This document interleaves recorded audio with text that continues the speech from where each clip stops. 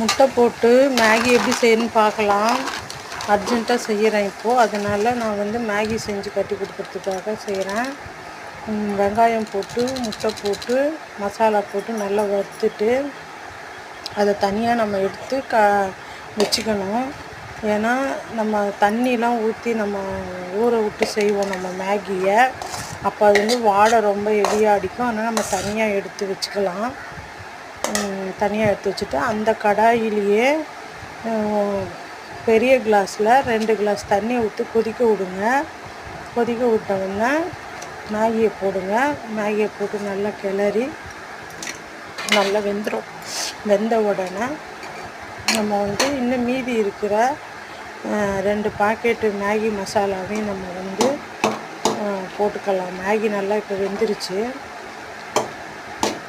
4 packet இருக்கும் அந்த பெரிய பாக்கெட்டில். நான் 4மே போட்டுட்டேன்.